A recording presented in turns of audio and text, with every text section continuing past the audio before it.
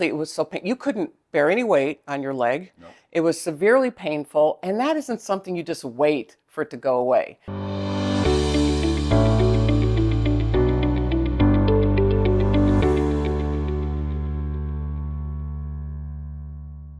Hi, I'm Kate Grace. Welcome to Our Joint Effort podcast. And the whole purpose of Our Joint Effort is to give people really great medical advice so they can get a resolution of their problem, they don't have any unnecessary procedures or irreversible surgeries, and you are much more educated about what is happening to you so you can make an informed decision. I'm really excited about our guest today because I am sure this has happened to you maybe many times, and I am sure you probably didn't get the type of treatment that Henri got and was wise enough to seek help right away. Henri is a great example of getting early and the right treatment. What was it, 3 weeks ago now, maybe? I'm not sure. Yeah, it's about 3 weeks. Okay, so I got this frantic call. Henri lives down the street from me, and you called and said, what happened? I was playing pickleball, and then suddenly had a sharp pain in my calf on the right side. I thought I was hit by a ball, but it was not a ball. It was felt like a cramp to start with, and that got more painful from there. And it turned out that it was a torn calf. Okay, so was that like midday or something? It was in the morning. We were Okay. just getting ready, and of course, I'd never warmed up before we played. I know you're going to ask me. So I think his lovely wife maybe called me. I'm not sure, but it was that day. It was that day. It's that day. Yeah, right away. So that's the key, is don't wait. If you have something, obviously it was so painful. You couldn't bear any weight on your leg. No. It was severely painful, and that isn't something you just wait for it to go away. So what should happen? You get treatment right away. What's the first thing we do? We take a history. Henri said, I was playing pickleball. My question was, did you warm up before or stretch? No. Did you stretch your calves? Absolutely No. not. Did you stretch your hamstrings? Of course No. Or your back, your shoulder, nothing. So you don't just jump out of the golf cart or jump out of the car and grab your paddle and go play. Lesson number one.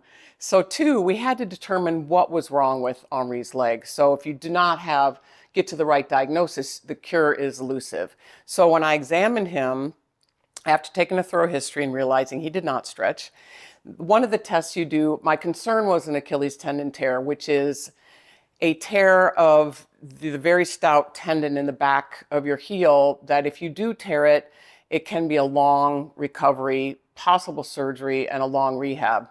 So when I examine him, it's one of the differentiating factors is the Thompson test. And what you do is you squeeze the calf. Your foot should plantar flex or point because of the attachment through the Achilles tendon, and his did. And I did it all along down his leg, which he didn't like very much. And then I palpated the rest of his leg, did some tests with his foot and ankle, and determined that he had a micro tear of his gastrocnemius muscle, which is the largest muscle in your calf. He did have a palpable divot, and when he pushed down and plantar flexed, it was painful. And I asked you to go up on your toes, and you couldn't at all. So we knew that's what it was. So how do you treat that? You do a lot of deep friction and deep tissue massage, get the blood out of the area. You elevate it way above your heart, which he did, ice and compression. So the compression will add to help pumping the fluid out. Then I asked him to pump his foot up and down, maybe every hour, every 2 hours. And stay icing all the time. It's not a 20-minute on, 20-minute off thing. It's all the time. And it has to be above your heart. In fact, I think he laid right here and had a bunch of pillows under his leg and had it above his heart, because then the fluid in your leg can drain through the lymph nodes in your inner thigh and you'll get rid of it. So it doesn't just go out your foot, it goes out the other way. So unless it's above your heart, there's really no mechanism for it to drain. You've got your heart that pumps fluid into your extremities. But the only thing you have coming back up are your veins. And they're just little valves, and they need to be stimulated to get the blood to go back out. And so whenever you have an injury, the protective mechanism, so you don't hurt it anymore, is to drive blood and fluid to the area to stabilize it so there's no more tear or more injury. So he was a very good patient and did that. And then one of the things that I had him do was gently, with his foot up about 45 degrees on the wall, gently start stretching his big muscle in his calf and the smaller muscle, which he did very faithfully, and gradually start to get his motion back. So in your leg, can you stick your leg up here? I don't know if you can see this, but his injury was right here in his calf. And one of the things that there's your calf muscle, then your Achilles tendon, and there's something called the musculotendinous junction right here, which is a very common place for tear, which he had.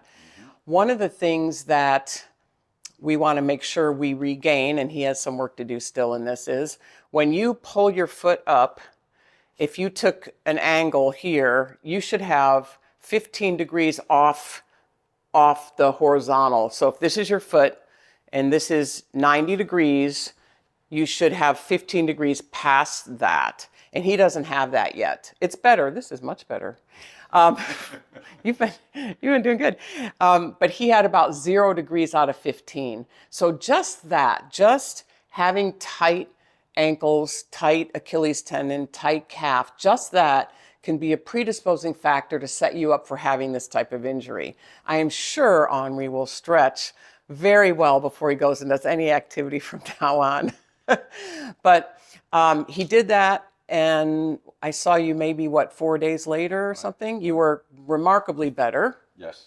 The main concern, I think, with you was, first of all, you weren't certain what it was. Correct. What you did, or how do you fix it? How do you treat it? And my main concern is at a golf tournament 2 weeks later, and I wanted to make sure I was able to play. And this was a member tournament, so it's a partner event, so he didn't want to let his partner down. So to have something 2 weeks later, you really have to be diligent about what you're doing and how you treat it. The other thing we did was we sent him to a deep tissue specialist, and to really work everything out from your foot to your calf to your quad to your hamstring to your hip and everything along the chain, and making sure that nothing gets stagnant. And I think that was helpful. Very. Yeah. So, and then I also looked at his hip and his knee to make sure he didn't hurt anything else. He does have some immobility in his hip.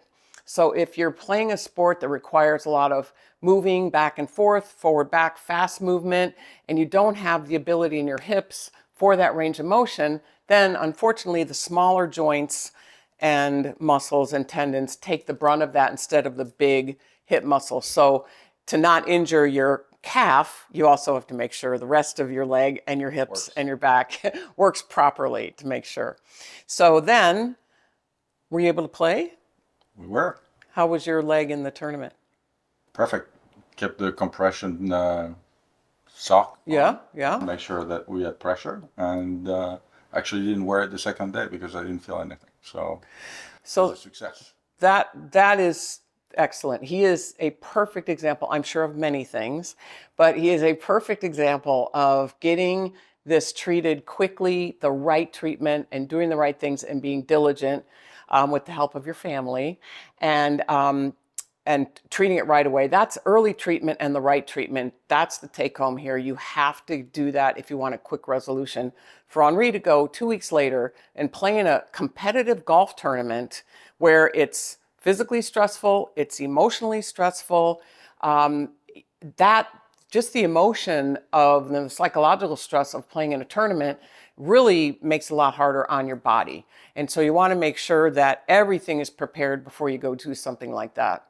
So was there a time during those 2 weeks where you remember that was feeling better, or were there things you could do along the way that you couldn't do in the beginning? Yeah, I think it took about a week, and I think the best advice you gave was for me to be patient and to trust the process, and to refrain from trying to do things faster and trying to recover by myself. Just let it work. And it took a week, but after a week, I really could sense that every day the calf was getting better. So that gave me encouragement to make it through the second week and get ready for the tournament. It was perfect.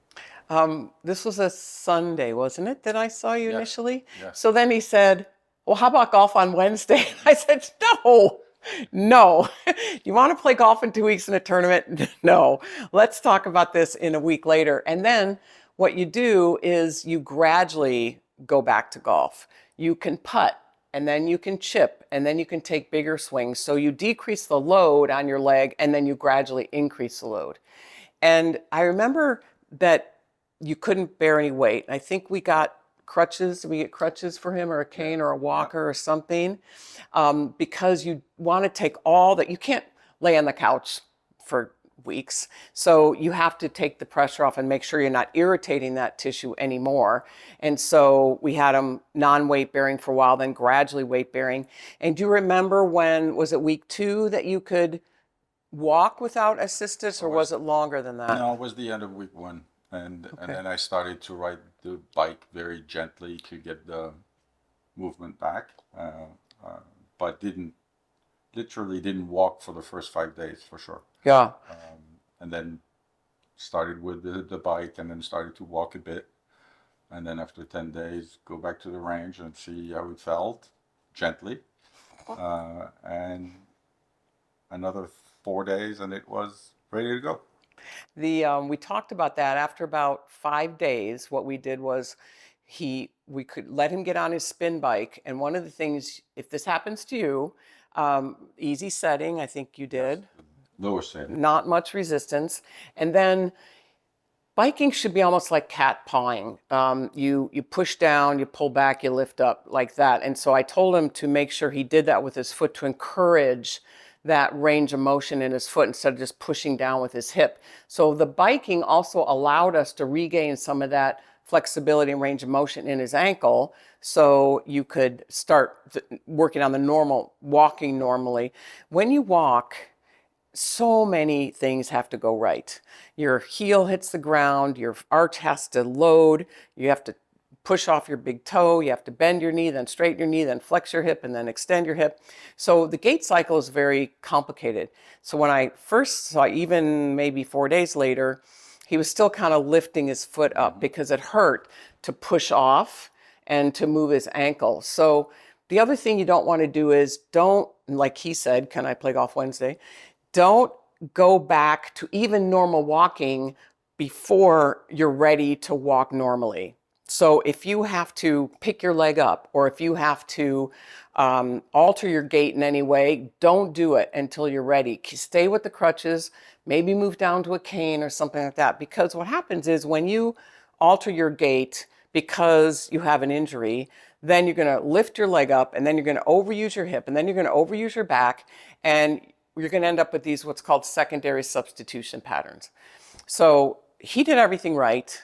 We got it early, and he followed the protocol, followed the treatment and the process, like you said, and was able to do the activity golf that he loved with his really good friend and have a great time in the tournament. And so should you. So I've had patients who have had this, believe it or not.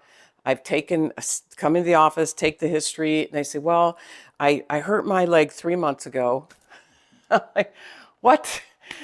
And they still have it. So that's ridiculous that something should take that long.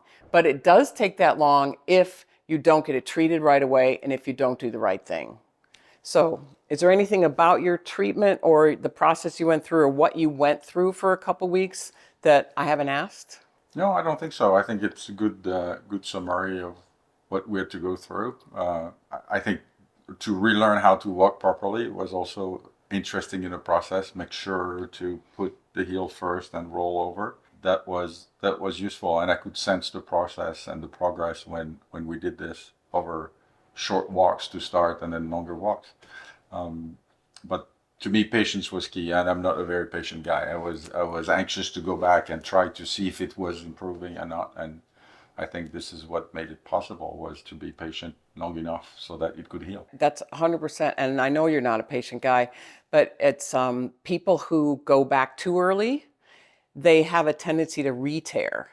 And that's what you don't want to do, because when you re-tear, then you re-injure the muscle, you cause more blood, you cause more inflammation, and those take longer. So anytime you do it for the second time, whether it's you tear a tendon or a ligament or something like that, so you're really smart to let it heal 100% and then go back. And now you can go. Do you have any hesitation with None. doing anything? Nope. All fixed. And when you go play pickleball next time, I promise I will try. you better. Well, thank you. I appreciate it because I know, because I've taken this history in my a million years I've done this. I've taken this history over and over and over where someone has had this problem months ago and did not get this kind of care and didn't get it resolved. So thank you for being the great example of that and doing the right thing, getting early treatment and the right treatment, and getting a quick resolution of your problem. Thank you, Kate. You're so welcome. Okay, as a reminder, I'm Kate from Our Joint Effort podcast. If you found this helpful and maybe it'll help you make a great decision when you get an injury, click below and like it and subscribe. It costs nothing to subscribe, all free, but then you'll be able to have access to all of our podcasts of giving people really great medical advice. Stay tuned.